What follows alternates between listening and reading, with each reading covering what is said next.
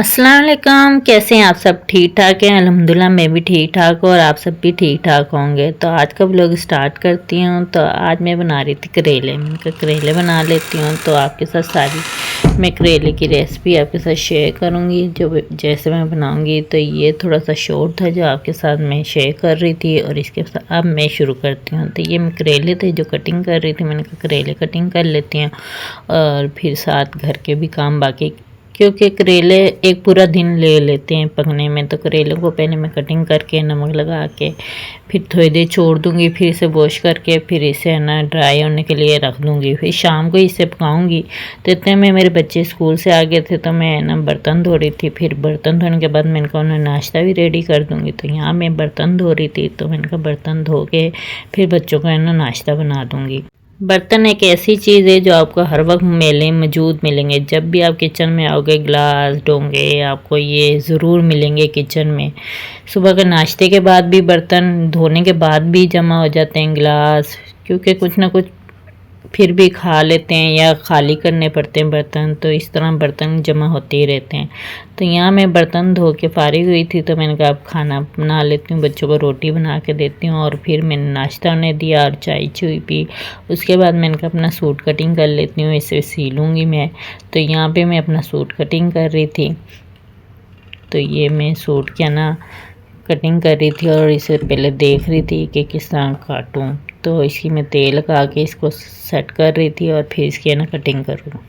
तो ये मेरा सूट था। ये लाइट कलर में पहनती नहीं हूँ, मैंने आज तक पहने नहीं, क्योंकि घर के काम होते हैं इनमें मेले हो जाते हैं लाइट कलर। मैंने अब के लाइट कलर ले लिया और है ना मैं इसकी अब है ना कटिंग कर रही थी। मैंने सूट जो अपना था दूसरा वो रख के ना तो इसकी कटिंग कर रही थी।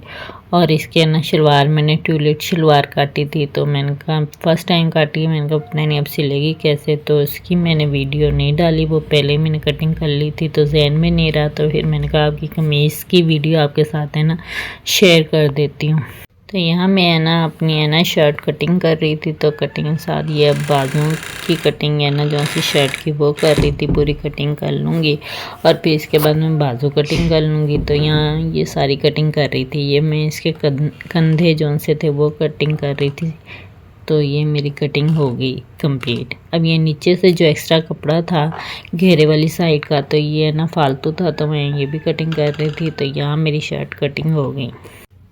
आज मेरे बच्चों की छुट्टी थी तो वो कह रहे थे कि हमें ना ताई के घर जाना है। तो मैंने कहा चलो चल पड़ते हैं। मेरी तबीयत वैसे थोड़ी ख़राब हो रही थी क्योंकि मैं काम कर रही थी ना तो मुझे चक्कर से आ रहे थे, तबीयत सही नहीं लग रही थी। मैंने कहा बच्चे ज़िद कर रहे हैं क्योंकि इतनी छुट्टी होती नहीं, आज इन्हें छुट्टी मिली है तो चलो मैं ले जाती हूँ।